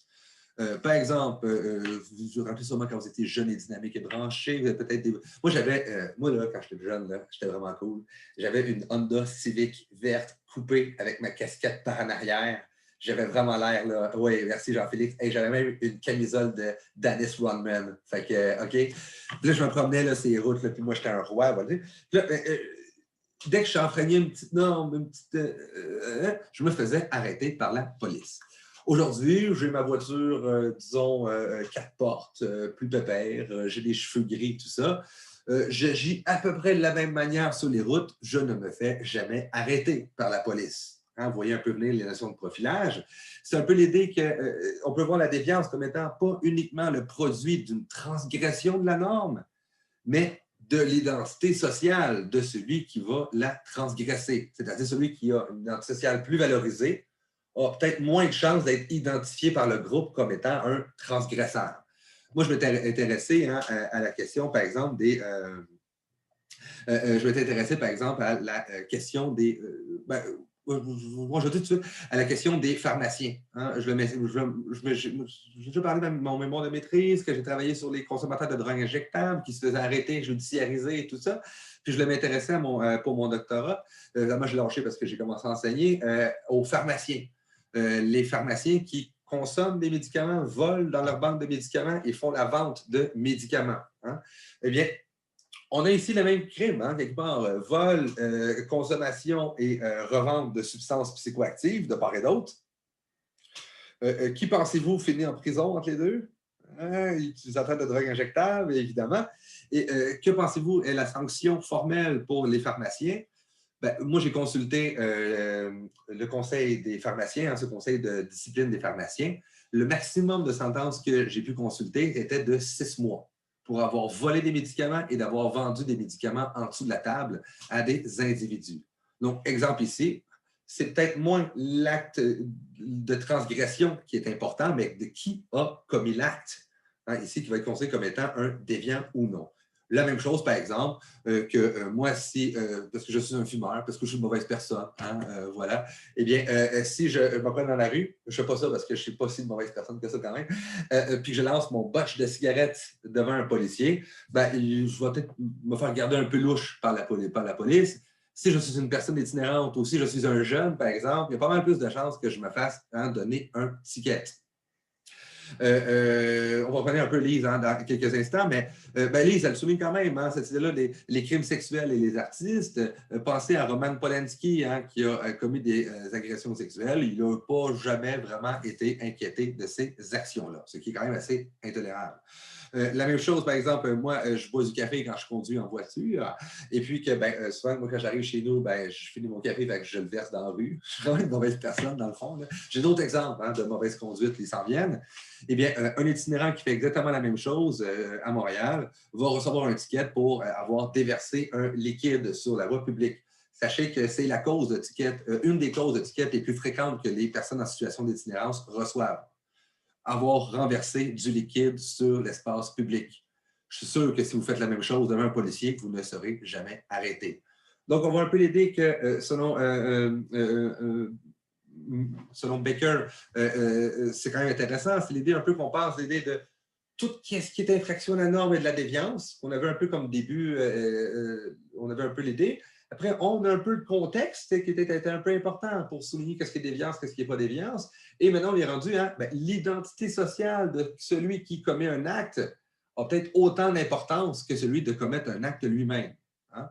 Donc, l'idée un peu, retenons un peu que celui qui commet le crime, c'est aussi important pour savoir est-ce qu'il va être considéré comme un déviant ou un non-déviant. Ce n'est pas seulement le crime qui importe, mais également celui qui l'a commis, donc l'identité sociale de la personne qui commet des transgressions. Donc, c'était pour la notion d'étiquetage social. Pourquoi étiquetage? C'est pas seulement d'avoir transgressé les normes, mais d'avoir été étiqueté comme déviant par les membres du groupe, processus qui dépend énormément de l'individu qui a commis le crime. Donc, c'est un peu ça l'idée, hein, encore une fois, dans Baker. Qu'est-ce qui se passe après, selon Baker? Mais une fois qu'on a été étiqueté comme étant déviant, eh bien, c'est là que c'est assez étonnant. Ça veut dire que le statut de déviant devient la caractéristique principale du sujet qui amène d'autres caractéristiques secondaires.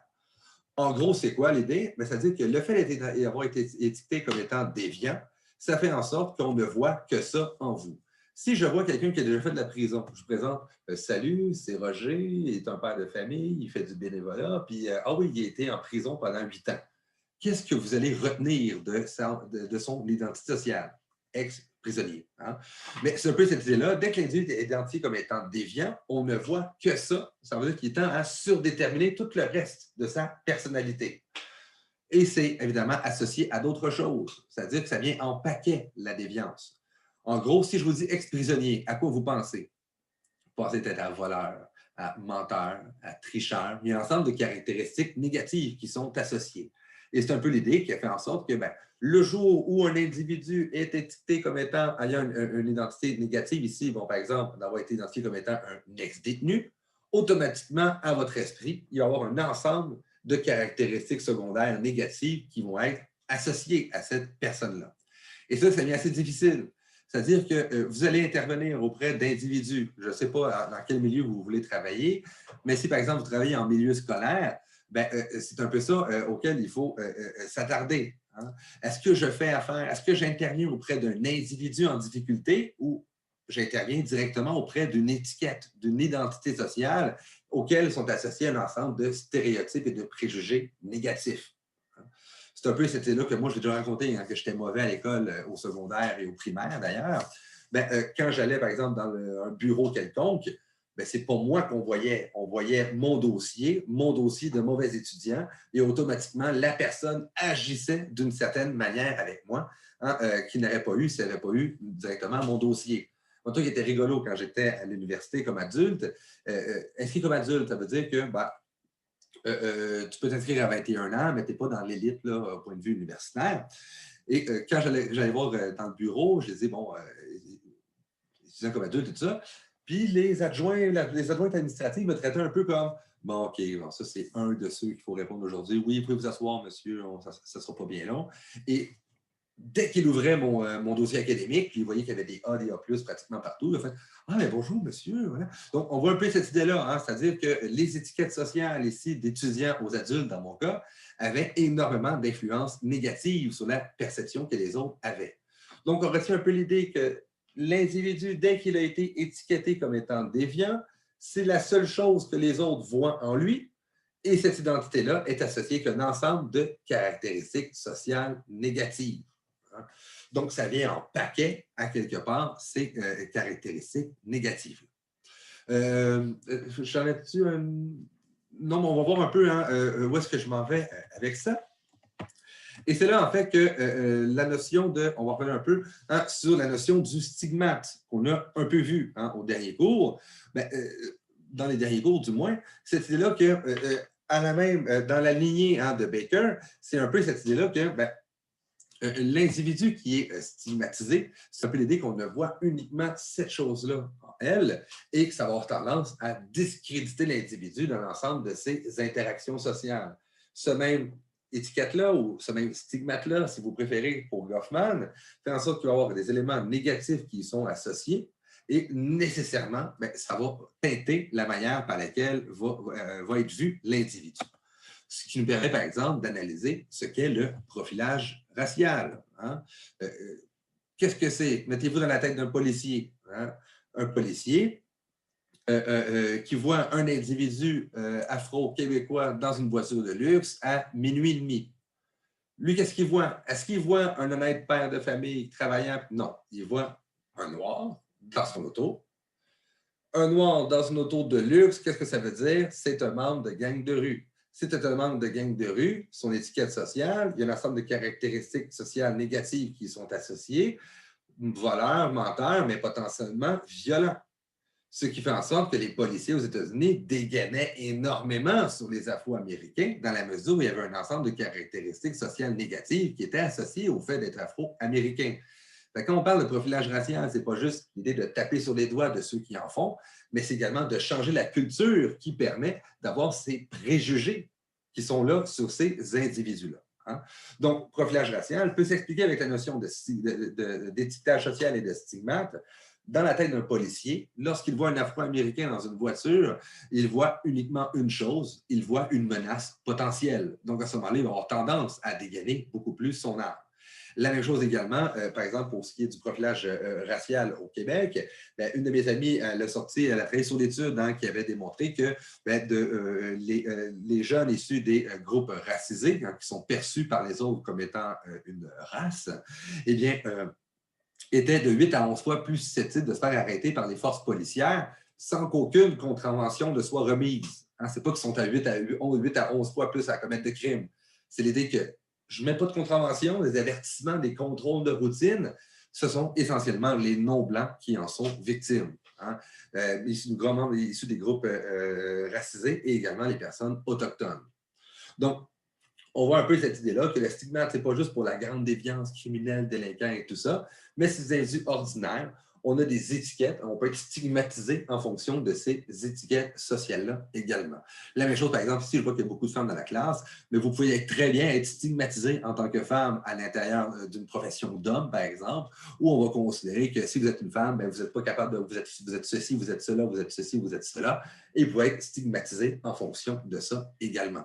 Donc, la notion de stigmate est beaucoup plus large que juste ce qui s'intéresse à les groupes qui sont discriminés par rapport à, par exemple, par exemple, à la grande déviance, telle qu'on peut l'imaginer. La même chose également par rapport aux populations musulmanes, par exemple, qui y a eu des études qui étaient très intéressantes de ce niveau-là. C'est le grand contexte, par exemple, du jour au lendemain. Hein, ça veut dire qu'après le 11 septembre, c'est devenu particulièrement difficile pour les individus arabes qui étaient automatiquement considérés comme étant musulmans. Déjà, c'est embêtant. Mais également, ces individus-là, spontanément, quand ils disaient « Ah, cette personne est musulmane », avaient simplement l'idée « OK, il doit être absolument intégriste, respecter sa religion à la lettre, être très autoritaire à l'intérieur de sa famille, vraiment respecter la religion. » Donc, un ensemble de caractéristiques sociales négatives qui étaient associées, tandis que les faits, on voit que statistiquement, le rapport à la religion au Québec, chez les Québécois musulmans ou catholiques, si on veut, est absolument le même. Il n'y a absolument pas de différence.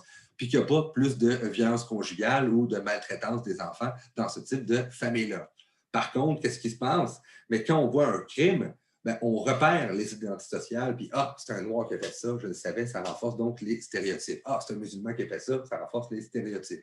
Je ne pense pas que souvent ça vous est arrivé de dire c'est un blanc qui a commis ça, tous les blancs sont de même. Jamais ça vient spontanément à l'esprit des gens de la majorité blanche, évidemment. Hein? Donc, on retient un peu cette idée-là, que le stigmate, la déviance ne dépend pas seulement de l'acte qui est commis, mais de qui commet le crime. Il faut que la personne ait été étiquetée comme étant déviant par les membres du groupe. Donc, ça dépend beaucoup de l'identité de la personne. Cette personne-là, une fois qu'elle est identifiée comme déviante, ça va avoir tendance à surdéterminer sa personnalité, son individualité. On va voir que ça.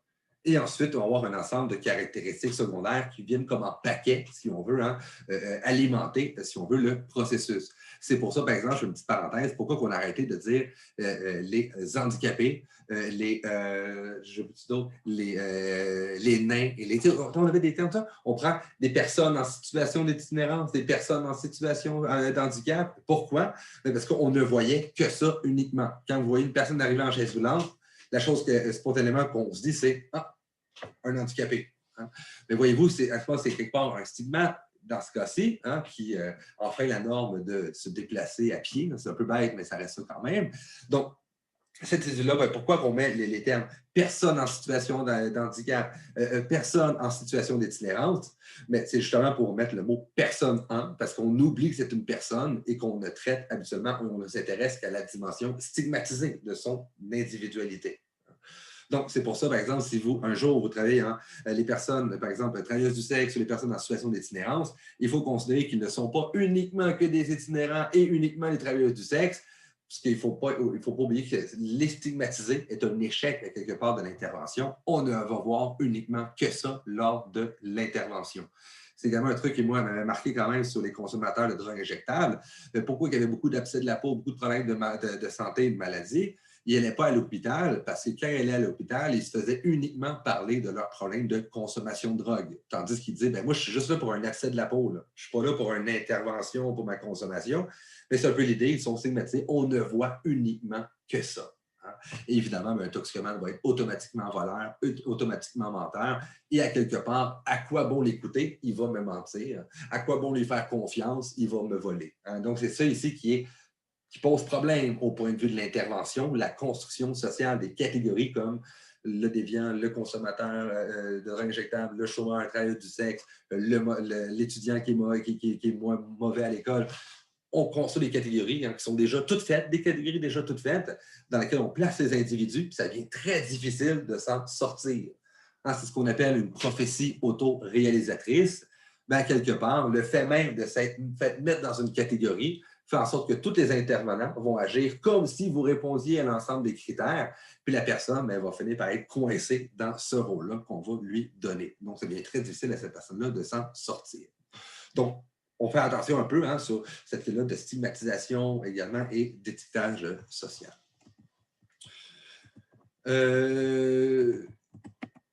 Oui, il y a un truc qui, moi, je me trouvais quand même intéressant sur cette notion-là de la carrière. Hein. Qu'est-ce que la carrière de délinquant pour Howard Baker? On a cette idée-là un peu que je voudrais peut-être y revenir au prochain cours. Oui, je vais peut-être y revenir au prochain cours à cet élément-là, mais juste en glisser un petit mot, c'est-à-dire qu'on n'est pas dans la délinquance du jour au lendemain. Hein. Vous allez souvent intervenir auprès des populations considérées comme étant délinquantes. C'est un long processus, la fameuse délinquance. Hein. Pour Baker, d'ailleurs, pour lui, hein, je vous disais que la norme varie avec les époques. Pour lui, les grands déviants, il écrivait dans les années 40, hein, les grands déviants de son époque, c'est les musiciens de jazz et les consommateurs de cannabis. Vous voyez comment c'est quand même rigolo à quel point ça évolue les choses. Donc, c'est un peu l'idée que pour la consommation, par exemple, également la délinquance, il faut commencer à développer des amitiés qui vont être dans ce genre de cercle-là.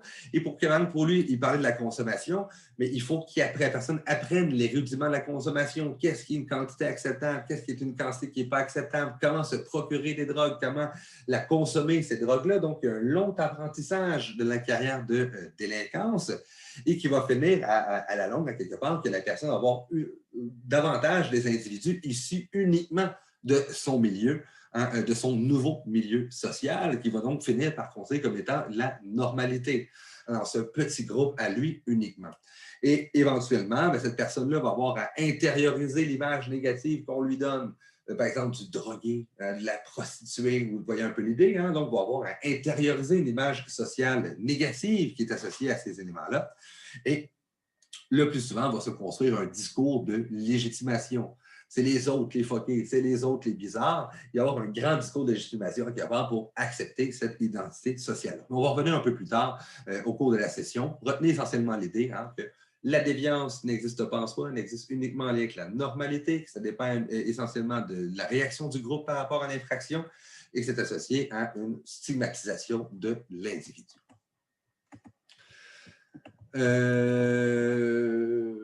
Oui, j'aimerais finir là-dessus. Hein. Quoi qu'on peut-être en parler au prochain cours pour l'espace public, parce que moi, je trouve ça quand même intéressant. C'était là avec vous, il est 53. Est-ce que je continue un 10 minutes ou vous êtes tanné? Vous pouvez me dire si vous êtes tanné, ça va, commencer un peu fatigué, j'ai dit beaucoup de choses. OK, on peut en parler au prochain cours. Hein? Je sens qu'il y a vraiment, c'est mitigé à ce moment-là. On va parler un peu au prochain cours sur tout ce qui est réglementation de la délinquance urbaine, hein, qui est vraiment un truc assez particulier en Occident. Tout ce qui est criminalisation des squeegees et des travailleuses du sexe, on pourra en discuter au prochain cours. Mais ce que je veux que vous reteniez aujourd'hui, c'est vraiment cette idée-là hein, que normalité et déviance étroitement liées. Si un évolue, l'autre va nécessairement évoluer également. Le contrôle social, c'est tout ce qui balise hein, la normalité de faire ramener les individus à la norme. Ça fonctionne par l'entremise de sanctions formelles et informelles. en fonction de quelles normes on a enfreint. Est-ce que c'est des normes écrites par la loi et on se fait arrêter par un policier, mécanisme formel? Est-ce que c'est une loi non écrite qu'il faut agir plus ou moins comme ça dans telle situation et qu'on se le fait dire par un de nos amis, normes informelles?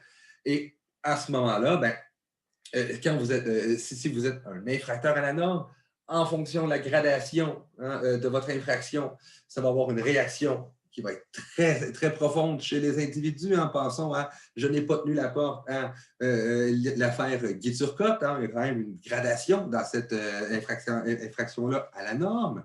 Et que justement, ce qui explique la déviance, c'est ce qu'on a vu, l'anomie, un contexte particulier qui fait en sorte que les gens ordinaires ne vont plus considérer que les normes s'appliquent à eux et le groupe ne peut plus faire respecter les normes. Ou encore une fois, d'autres situations où est-ce qu'on voit que ben, dans certaines situations, on a des buts culturels qui sont fixés par une société et des moyens qui sont absolument inatteignables pour certaines catégories de la population. Donc, on a tendance à tomber dans l'innovation, mais qu'on appellerait, nous, la non-conformité au sens large. Et sinon, tout simplement, comme on vient d'évoquer, ben, il ne faut pas oublier non plus que la journée où on est associé à la déviance, ben, ça devient la seule identité dans laquelle les gens nous regardent et que c'est associé à un ensemble de caractéristiques sociales négatives qui va enclencher une prophétie auto-réalisatrice. Le fait d'être considéré comme un individu déviant par l'ensemble des intervenants et les autres personnes de notre entourage va finir à faire en sorte que la personne va agir effectivement comme étant une personne agissant de manière non conforme. Donc, c'est une prophétie auto-réalisatrice. Donc, on retient un peu ces éléments-là aujourd'hui, puis on a vu un peu c'est quoi déviance, normalité et contrôle social. Au prochain cours, on va s'intéresser justement au qu'est-ce qui pose problème lors des interventions concrètement. Alors, vous allez faire de l'intervention en travail social. C'est quoi les enjeux de l'intervention? Quelles populations ont tendance à être suridentifiées comme étant des populations à problème qui ont besoin d'aide, qui sont en situation de difficulté? Quel type d'intervention? Là, vous commencez un peu votre parcours, ça va être un peu plus difficile, mais quel type d'intervention pose nécessairement problème pour le respect de l'individualité des personnes. Donc, prochain cours, on va davantage discuter, vous et moi, si vous le désirez. C'est quand même plus sympathique comme cours, un cours davantage axé sur l'échange. Intéressons-nous un peu aux défis que pose l'intervention sociale qui sera éventuellement votre métier. Donc, c'est un peu ce que je vais